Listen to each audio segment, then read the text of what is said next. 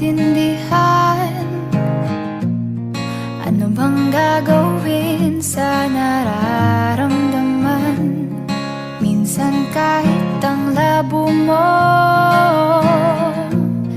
nahuhulog pa rin ang puso ko sa'yo. Ano bang sagot sa katanungan? Ano bang gagawin sa nararamdaman? Kahit na magtago, hindi tatakbo, pagkat alam kong hahanapin ka ng puso ko. Kahit na magtampo, You may kiss the bride. Bigyan daw kami ng 10 seconds. Medyo para mahaba-haba. 10, 9, 8, 7. aaminin kong ako'y kapato.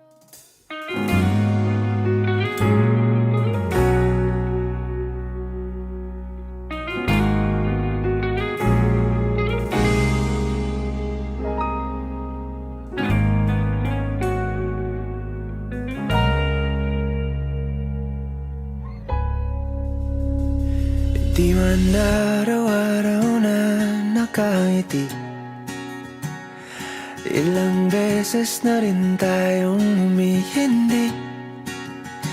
Di na mapilang ang ating mga tampuhan, away ba't di natin di na namamalayan? Darlene.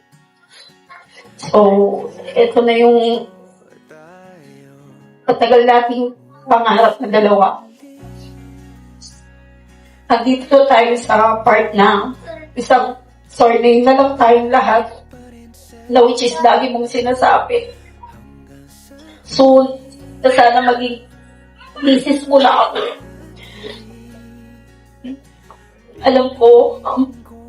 Alam mo rin yan. Lagi ko sinasabi sa'yo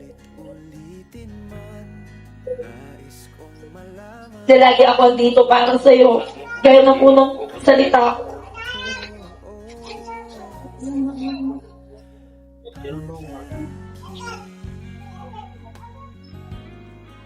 Sa hirap at ginhawa, Mahal, simula sa araw na ito, tatanggap kita bilang aking asawa, bilang aking may bahay.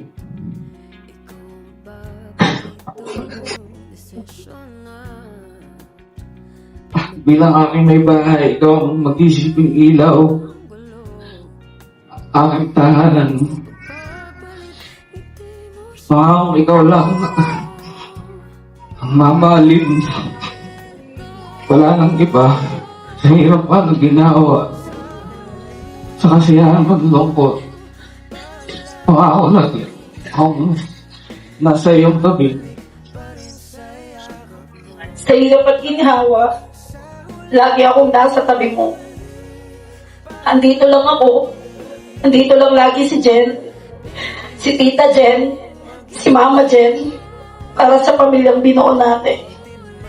Ikaw ang pinakasalan ko ngayon, pero hindi ibig sabihin nun na ikaw lang ang mayroon ako dito sa puso ko.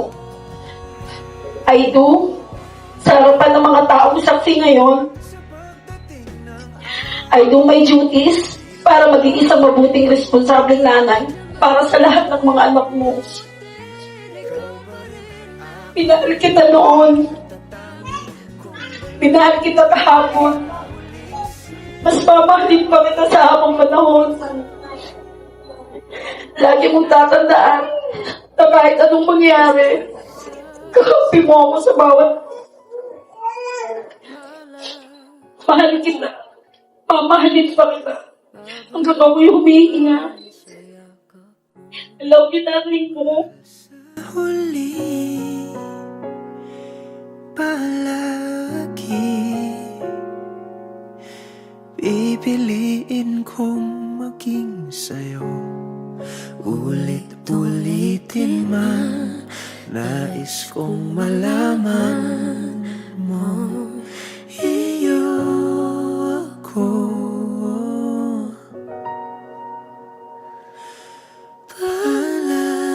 aking